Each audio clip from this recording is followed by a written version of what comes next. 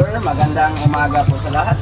Umaga na baba o tanghali na. Magandang umaga. Magandang tanghali. Welcome po kayo dito sa amin po tayo ngayon sa lugar ng Sabang. So nasa Mangrove Paddle Boat Tour po tayo. So nandito po tayo para malaman niyo po kung ano po ba yung kahalagahan ng ating mga punong ito. So kung bakit namin ginagawa yung trabaho namin na pangalagaan at protektahan po itong mga punong kahoy na ating pong nakikita sa ating kaliwat kanan, kasi sila po yung mga uri ng puno natin na unti-unti na pong nauubos sa ibang lugar. Kasi po pinuputol po itong mga punong ito dati para pagkakitaan ng mga tao. Pero yun po ay malaking kawalan para sa ating mga tao kapag nawala yung mga punong ito. Saan po? Asa? Sana natabunan sa dahon. So, anay po siya. So, isa po, ang anay po ay isa po sa mga dahilan kung bakit namamatay yung ibang mga puno natin. Kinakain kasi nila ito, pero hindi natin pwede silang tanggalin. Bawal silang patayin. Dahil sila po ay kasama sa tinatawag na po natin, baka pwede po kami makarequest na makakuha kayo ng sample ng kahoy na pwede niyong aktor. Po sa ating kaliwa po, sa taas. Kaliwa o siya, kaliwa. Left. Taas po, ma'am. Yes. Forward po konti. Ay, snake! Ay, fuck! Where? No, ako kita. Narao. Asa? Oh, nga na siya dira. Kaya di wala siya dire. Ay, wala sa picture ma'am. So, yan po ay Binturan po yung local name niya. Kuya, not venomous. Poisonous ba na? Hindi po siya ma'am poisonous, pero venomous siya. Ay, just What? Pero mild venomous lang po siya. Ay, Ano po yung live snake ng kuan dagat?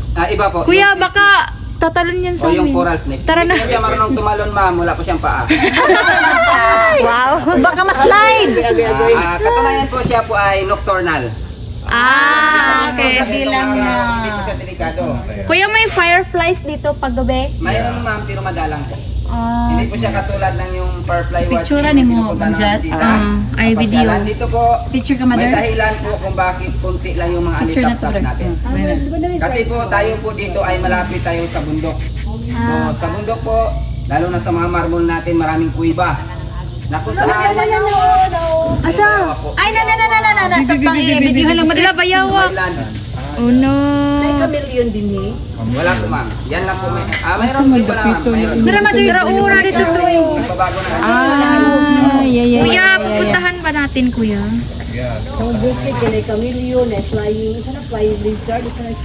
Ay, na. La, kuya, baka may crocodile dito, kuya. Ay, sa tagal-tagal po ma'am, wala pa po.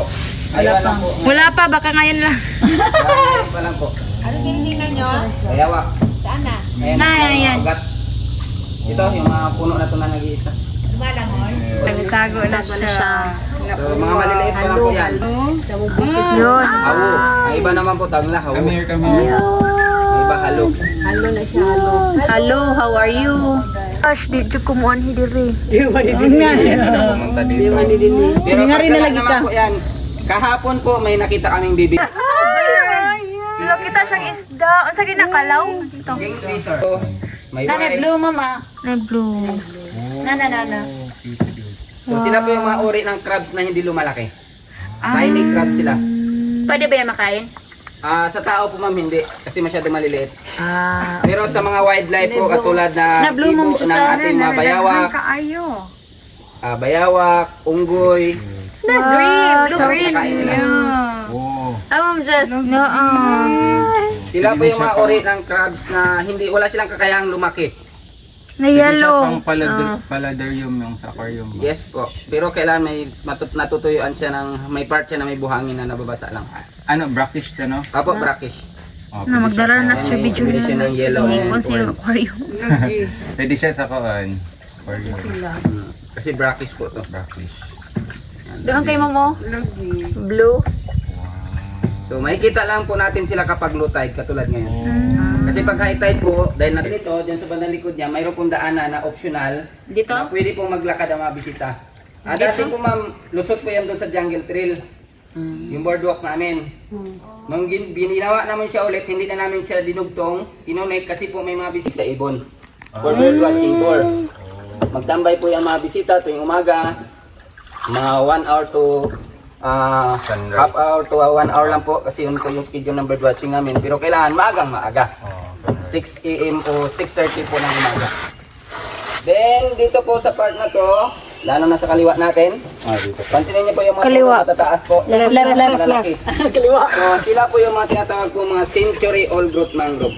O mga punong kahoy ng bakawan natin. Oh, Na estimated po natin mga biologists ay hindi na po bababa ng more than 100 up to 200 years old. Wow. So katunayan po, yan po yung naging isang layunin ng grupo namin kung bakit po nandito yung samahan namin. Ang tawag po sa grupo namin ay CBST Project or Community Based in Sustainable Tourism. Wow. So yung grupo po namin, isa sa pinupropose ng National Park na matulungan sila ng mapangalagaan at maprotektahan po yung mangrove na natin dito sa Wow. lugar. Nakatabang ata nila kay So, Abil kasi hindi man namin hindi man kami nila empleyado, so dahil kami po ay CBST nga po, ang livelihood natin ay sa pagprotekta ng mangrove. At nakadepende din po kami sa Ito to. number of guests na pumapasok araw-araw. So kapag walang bisita, Yung so, Fish. Fish. so kapag may mga bisita, doon po kinukuha yung mga incentive ng mga samahan, yung benepisyo po para sa pag-ibig. Anong isda po to, kuya? Banak po ma'am. Makain po yan. Yes po, malit. Banak? Opo, 7.55 hectares ay abot ng tubig. So yung mga isda natin nandyan sa loob. So naghahanap sila Pwede ng po mga ba pagkain. mag-fishing dito? Hindi. Pa, Pwede bang mag-fishing dito? bawal po ma'am. Protected. Nasa protected area po tayo. Baka anak ko na. Ayan po yung kahoy po sa ating kaliwa po. Kaliwa. Yung mga kahoy po na pinutol. Mapansin nyo po sa pinagputulan at mayroon din po mga biniak-biak. Buslot. Dihaman ng tamilok. Na yan po, yan po Anan, yung nakuha ng tamilok. tamilok. Ayan o. So marami pong butas sa pinagputulan ng kahoy. Uy, kangilo. So nung una po, takot din ako dyan. Lalo na po yung nagkataon po na ako yung naunahan pa po kami. Okay. Makikita natin dito talaga medyo maliliit lang na bayawak. So lalo na po nung napiktuhan ng bagyo yung aming lugar. So dati po marami pong malalaking bayawak dito. Pero dahil nga siguro nung nagkaroon ng Mas bagyo, dako-dako na siya kaysa malalaki dali na na, namatay, kaya pa-recover pa lang sila. Bye. Pero yun lamang, wala tayong makikita na malalaki sa ganitong lugar. Hirang sa barangay Kabayugan, ating masilayan. Naiibang bakawan, tayo ay mamangka. Patungong bakawan at kasama natin kaibigan at mahal. Bakaway paramihin, tayo ay magtanim sa itlogang isda, una ng pagkain. Huwag itong putulin, bagkus ay mahalin, isda't alimango ay dito nang galing. Tamilok na masarap, uy! Ito na mailap, uy!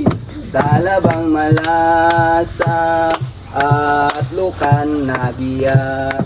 Ating pagyamanin, yamang dagat natin tulong sa mahirap, sa bakawan galing. Tamilok na masarap,